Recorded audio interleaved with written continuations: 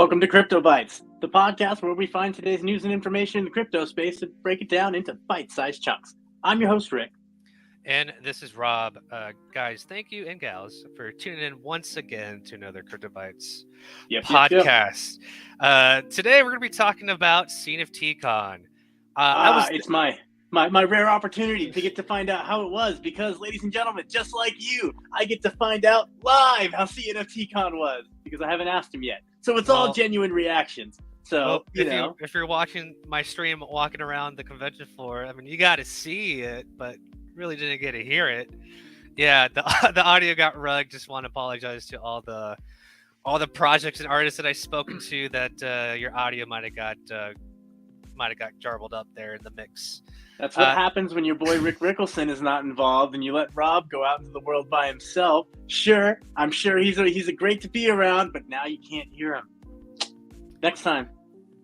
So before we start, guys, we are a stake pool operator. You can delegate some of your ADA or all of it to ticker AGC. Much appreciated. Also, if you're interested in $10 of free Bitcoin, you can go to the link below, swanbitcoin.com/AGC. So let's get right into this. How was it, man? CNFTcon 2022. Overall, it was a great experience.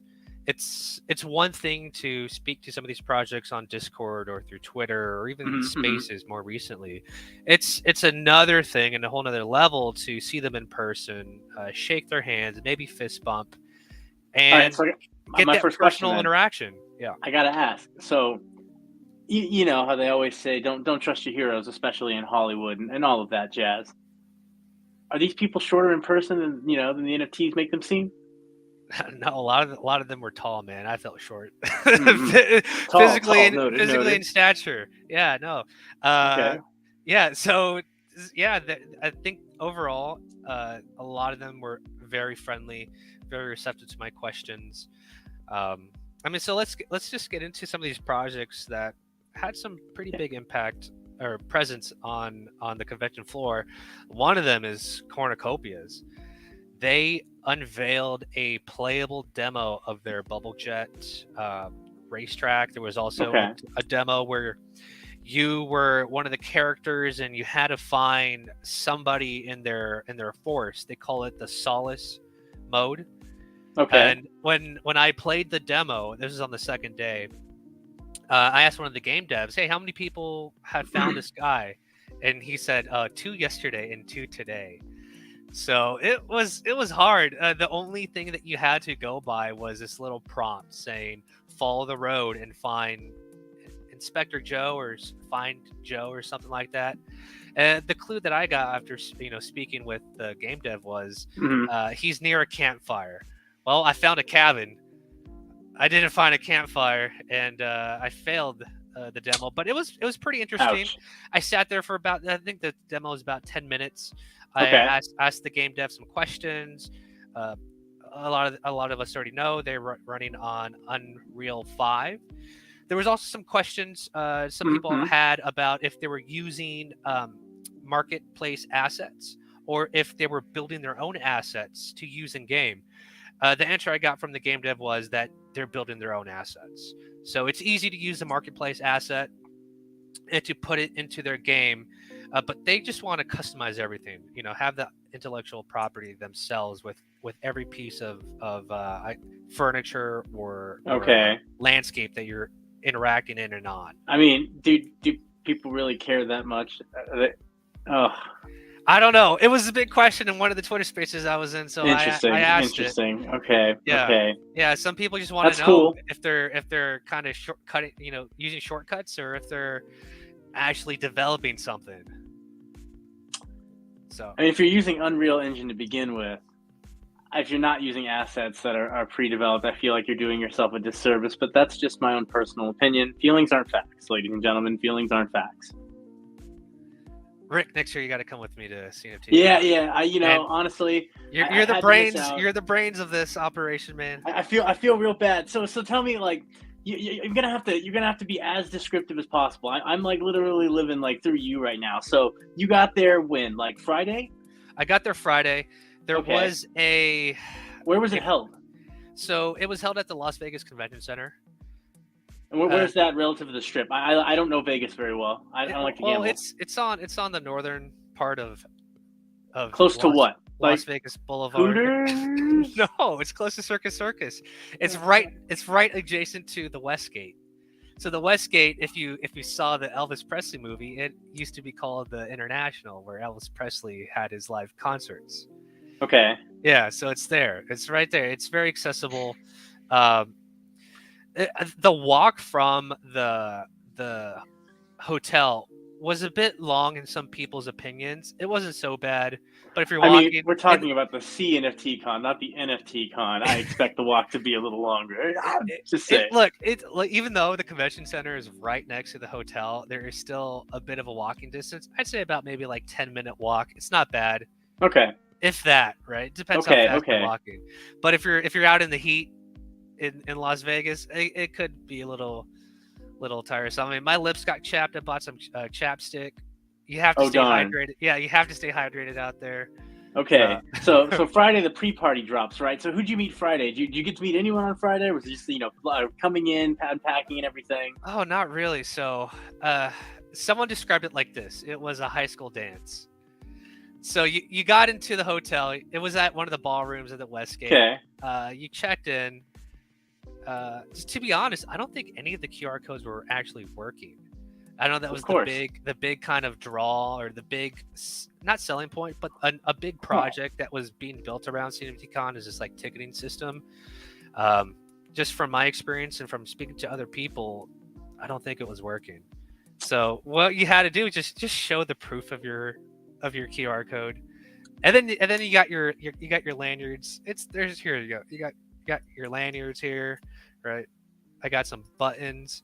More swag. So Friday night, it was just like chill music. Okay. A lot of people kind of standing around the dance floor. Dance floor was empty. This was billed sort of as a way to interact with people, talk to developers, but I don't know who was who.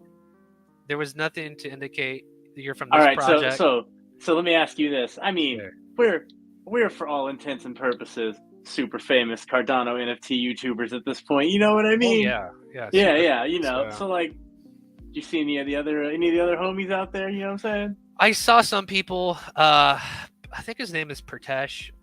He is Crypto Kaizen. I didn't see him on the floor all too much. I think he hosted some panels on the main stage, but when I was walking around, I didn't see him. I just saw him kind of on the side. I did see CNFT News there. CNFT News, they're a big CNFT. They're like influencers. They have their own show. They did have their own booth next to the main stage. Didn't get to talk to them, but I did see the guy walking around the convention floor and interviewing people at the booths and talking about this different projects as he went up and down the aisles. That's cool. Yeah, but going on this theme, cornucopias is the metaverses. There were some other metaverses there as well.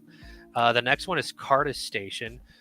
Now, I don't think people know about Carta Station. It's not one of the big It's not one of the big metaverses that spoke about, but they are live. You can go to their website at cartastation.com. You can hit the launch pre-alpha. You can check out their moon base.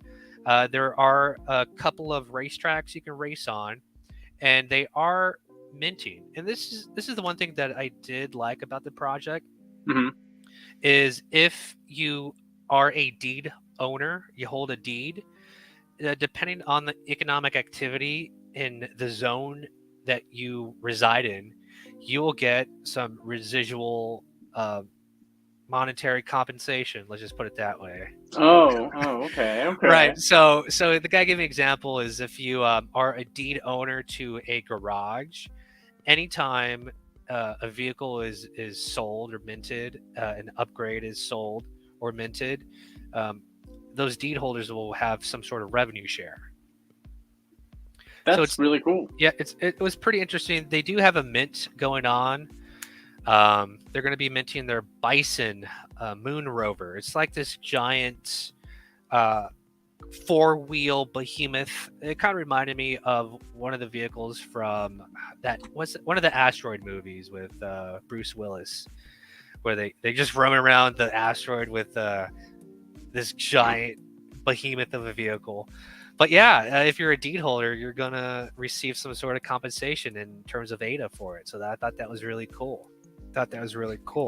Another Cool. another metaverse that had a relatively big size booth area was Unbounded Earth. I did speak with the CEO, Shane White. He gave me his business card. I don't know if he wants to get his number out there, but you can find him at official IUE Shane on Twitter. I asked him a whole bunch of questions about his project. Honestly, I haven't heard of this project, but it sounds really cool. So they're going to be selling. So their land mint is done, final, but they will be doing weapons and character mints, and they're going to have this PvP arena function to their world. Cool. And there is different tiers to the weapons. So as your tier gets more rarer, they get stronger. But at a certain point, there's diminishing returns. So at the very top level of gameplay, it all comes down to skill. So I thought that was pretty interesting. You can go to their website, unbounded.earth. They do have a playable alpha that you can go in, check it out, play with some of the weapons, and learn more about their project. Another one I thought was pretty fun. They are more focused on fun gameplay than economics. Like a bunch of these other metaverses are focused on token distribution. Hey, you're gonna get this land plot. You're gonna start earning this sort of currency to build this thing that will allow you another form of currency to combine this to get this ultimate thing that the super ultra mega man. That's right. Yes. Yeah. Shane is focused on fun gameplay and a fun product that people would want to spend their time in. So check out unbounded.earth. Really cool team over there. So I mean, you can't talk about metaverses without mentioning this next one. So Virtua, they I spoke with. I heard a lot about Virtua leading up to CNFTcon in some of these Twitter spaces. Word on the street was there was going to be a giant revealing at the convention, and Charles Hoskinson was not planned to make an appearance at CNFTcon, but when he heard this unveiling was going to happen, it made him want to go to CNFTcon. That's the story. That's the story I heard. I did ask. Do you ask C Hosky yourself? I shook his hand on the floor, but as for the Virtua crew, I did ask him about it a little bit, like an hour before that panel was supposed to hit, and he dropped some alpha that I think he might be investing in Virtua, which is a pretty big news. The big unveiling there was Shelby, famous for the Ford versus Ferrari, that famous Shelby Cobra. They unveiled a heritage car, so if you minted during that weekend, you had a chance to get a Shelby car, and I think there's 10 different variations of them. Intense. So Virtua is probably one of the biggest metaverses out there that hasn't launched yet. I mean, they have a map of squares, right? Like every metaverse has a map of squares. Digital real estate. Yeah, digital real estate. But they're the only one that I know that actually has IP behind it. So they're partnered with Legendary. Where is it? Oh my gosh. So I had a sticker. They have Godzilla on the sticker. And I'm asking, like, wait, how can you have Godzilla on? Do you have IP? Yeah, they have. They're partnering up with some of these big names and brands to bring them into the Web3 world.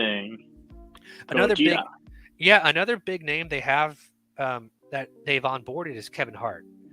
So they have a Kevin Hart arena. Was Kevin Hart actually there? Is there proof on this? People be dropping names left, right, and center for projects, my man. Kevin Hart was not there at CNFTcon. It was Maybe Shelby. He was. You just couldn't see him. I hear he's really short. Representatives, I think the main dude from Shelby Motors was there as well, speaking with Charles on the panel, talking about NFTs, investments, how these big projects why would they want to get into the metaverse? And the guy, one of the main dudes from Virtuous, said they want to know if it's safe in terms of, is this going to make us money? Is this going to be a good use of our IP? Are people How do you make my money turn into more money? Right. So I would say that maybe that was those 4 metaverses there, a whole bunch of other gaming related NFT projects. But this next one is a pretty interesting one. Live.music. So I spoke with I think the main creator behind it, Toby Jones. I got his let me just block out his number. I got his business card here. You can follow him. Well, you can go to livemusic.show. This is a website. So his project is he wants to scan venues, put them into a digital metaverse environment. So when bands play their music, play their set, that set gets a live set too. That set gets recorded, and like I would say, live sets are unique. You know, from the next live set, they might play a song at different speed, a different chord. Right. So along with your ticket, right, which is an NFT, you might get access to not only what that venue looked like, but also that unique set that you heard that night. So that's his project there. He said he has a couple of venues already scanned out of Austin, Texas, and he wants to scan more venues and record more bands. And he does have a stake pool as well. I think it's a music stake pool. Okay, that's really, really cool. I really like the innovation behind all of that. Right. So this is more of Web3 combined with NFTs. Right. This was kind of the theme. It was the theme of today's this year's CNFTcon. Another project that I spoke with that I've heard about them, but again, it's one thing to hear about them on Twitter or on the Discord. It's another thing to meet them in person. Is two of the co-founders behind Lazy Llama. Yes, Lazy Llamas. So Lazy Llamas, they got their PFP. They're also moving into the 3D metaverse avatars of their Lazy Llamas. And when I spoke with them, so Lazy Llama, it's like their main bread and butter. It's their proof of concept. 2 of them are grad students out of Columbia University. Okay. They're building a business that intends to onboard other businesses and entities into the Web3 space. So they're using Lazy Llamas and all the projects surrounding it as a proof of concept to show to some of these businesses that might be interested to move into the Web3 space. Interesting.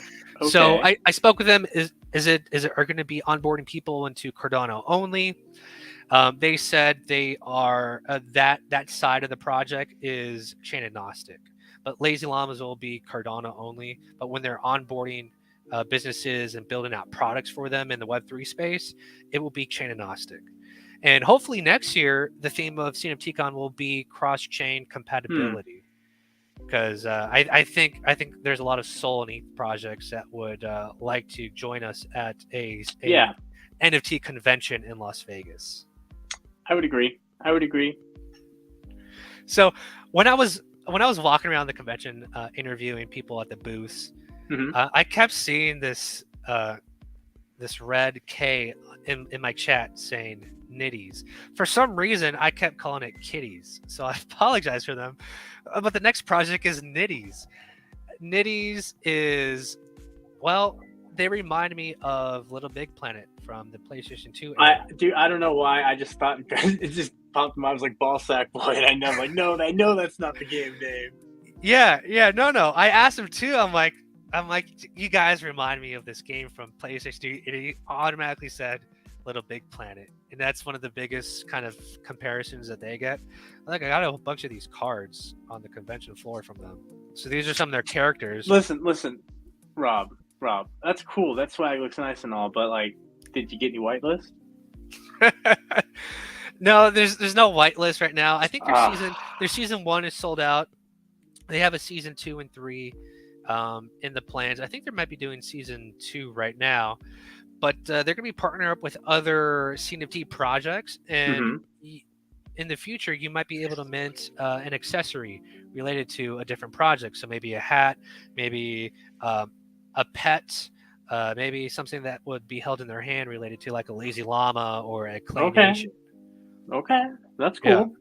Yeah. So the project was really, really cool. And I remember from last year when CNFTcon was online streaming only, they were part of that first drop. So it was a little nitty playing a OG gaming cabinet. So I have that in my wallet. The guy I was speaking to was super nice, very informative. Told me a whole bunch of things about the project. Again, they got pets, partnered up with different NFT projects or CNFT projects to include them in future mints. So check out Nitties. They had another really big booth there. I know some people aren't about token drops from holding NFTs or This guy, metaverses. not about that. Some people like art. Some people are just in it for the art. And I did speak to a handful of artists there. One of the projects, two sisters run this, called Motley Moon. Cool. And when I say more familiar, I've seen one of the sisters on Twitter and Twitter Spaces, and I think they're behind Cardano Women and other women-oriented onboarding of developers into Web3 space. Think Grow Crypto is her name, Jamai. But the artist behind it is Jody Moonbeamer. When I saw this art, I was like, dude, this looks dope to me. It looked really cool. I got to see some of the prints up close. They had on display at the table. It's a generative art project, and there's so much detail in some of these art pieces. Like I got really close to it, not only with my camera but also with my face, just to see, what kind of detail do they have in these photos here. And those four you see right there on the Twitter stream, those are the unique one of ones.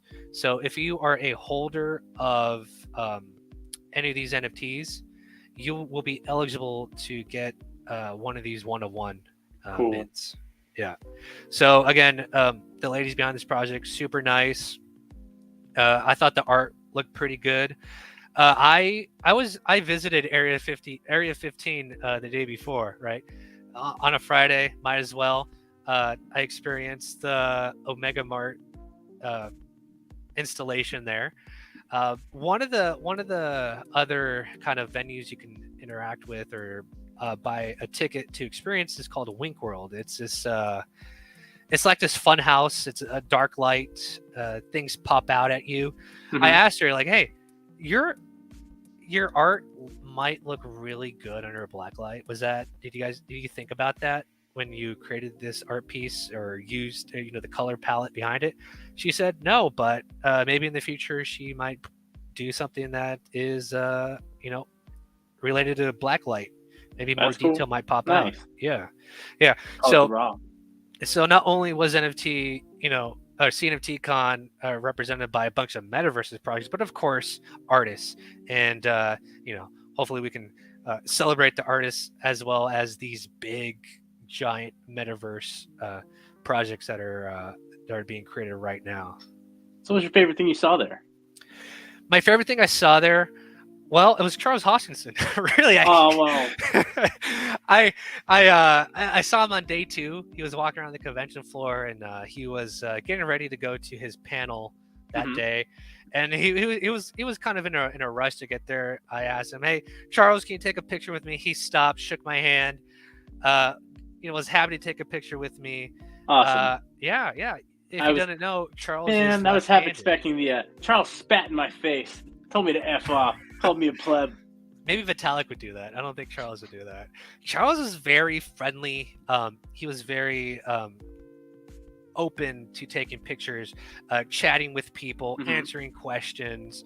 I mean, this guy, it's one thing if you see the whiteboard video or maybe some of his AMAs online. It's another thing just to interact with him in person. I'm a little jealous. Call me peanut butter and jealous. So I do want to award the best the Arcturus Crypto Drum roll. award for best in show or best in the convention center. And I don't know if CNFTcon is doing this officially, but I believe they should, because at some of these big conventions, they always have awards of best presentation, best product, best booth. And I would have to say that Clay Nation probably had the best booth on the convention floor. So they had different activities at their booth throughout the 2 days on the convention.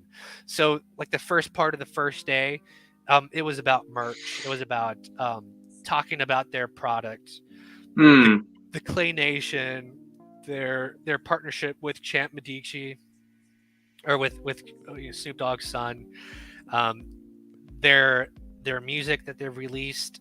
They had you can buy stuff with Ada on the convention floor. They were selling these cool.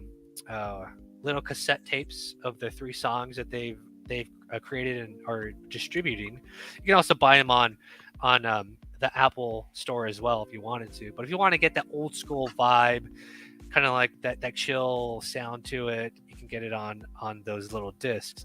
Well, day 2 and even on day 1, they had little seminars on how to make a clay, and also how to construct little characters out of clay.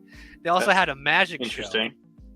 Right. They also had a magic show at their booth, and they streamed it. So if you want to see the magic show, I'm sure you can find it on their website or on their Twitter. So yeah, I would say Clay had the best booth on the convention floor. There was also some other honorable mentions. Old Money. They had this guy in this bright pink suit with like a Git mask on.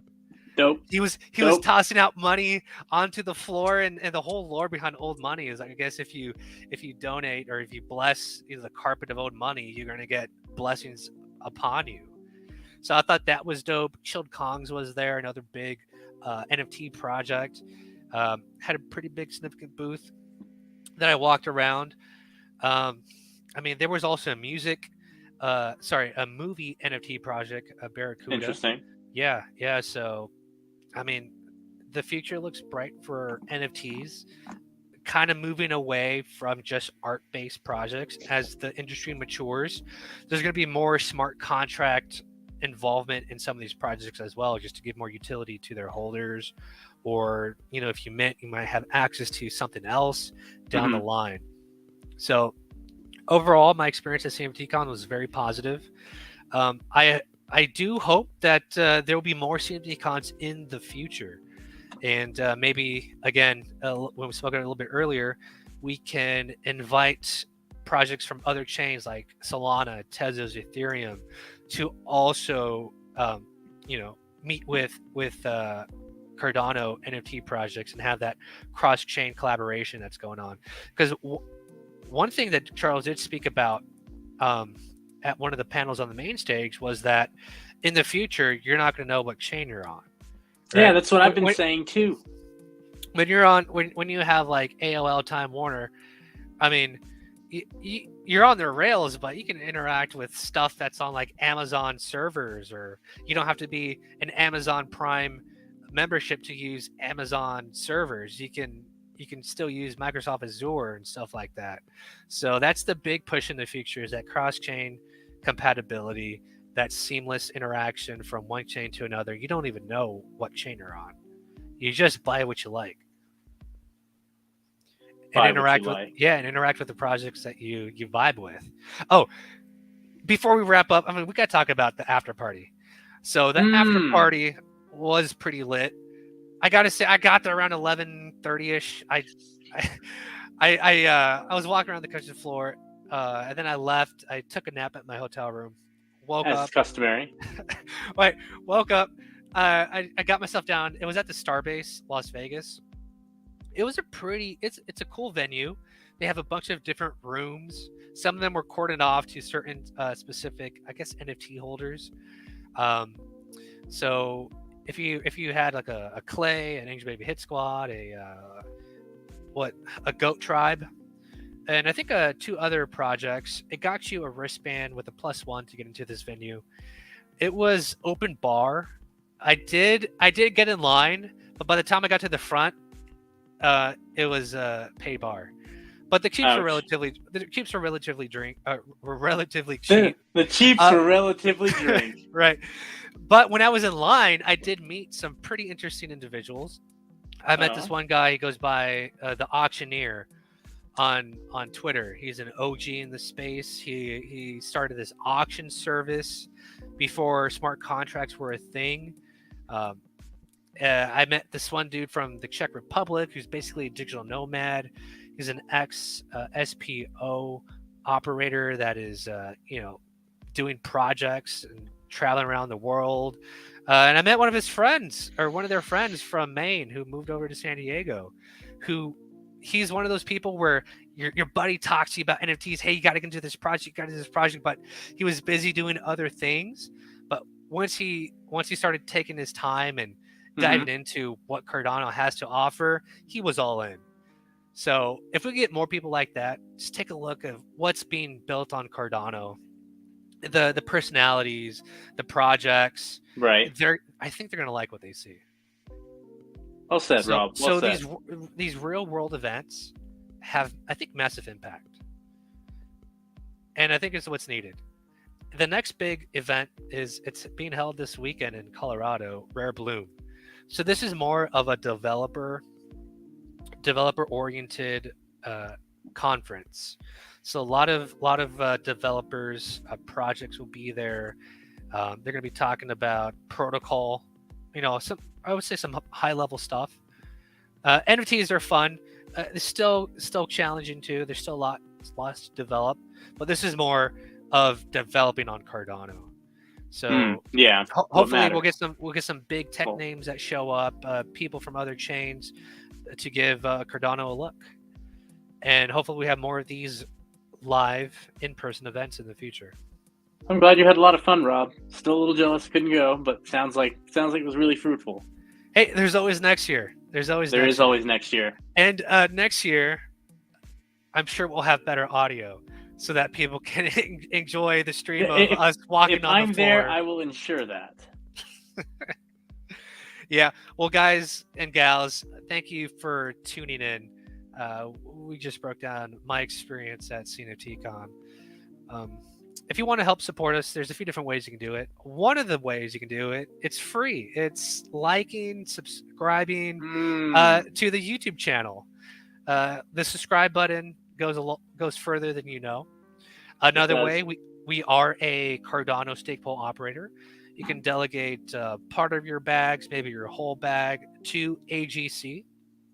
A third way you can help to support us is if you're interested in $10 of free Bitcoin, go to the link below, swanbitcoin.com/AGC.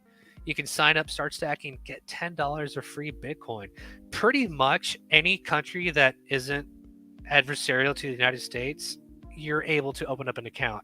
So if you're in Latin America and your peso is going to the toilet, you want to stack some Satoshis, open up an account, start stacking Satoshis, and maybe you don't want Bitcoin. If you have Cardano too, delegate it to AGC. It'll help us out a lot. So I did do some interviews with a few other tables that weren't included in the live stream. One of them was with January Walker. She is running for congressional office in Utah's 4th district. She is very friendly to Web3, to blockchain, and to NFTs. So if you're in Utah's 4th district, do check out January Walker. Give her a look. She's an independent, and I think we need more voices like this at the federal level that understands blockchains. And you just got our show banned. If you want to see this interview and more, you can go to my Twitter at Argyros Crypto. I have I think of maybe like 5 other videos, live tweeted some of the panels. Great space. Also, thank you to our producer Keys, pushing all the buttons, making it happen. You can follow him at NFTs with Keys. And And you can find your boy, Rick Rickelson, on OnlyFans. That's onlyfans.com/Rick Rickelson, where you get more of some of this sweet, sweet content, right? Oh, no. And we're banned. That's how we get And we're banned. No longer family friendly. First And with that, that's your crypto bite.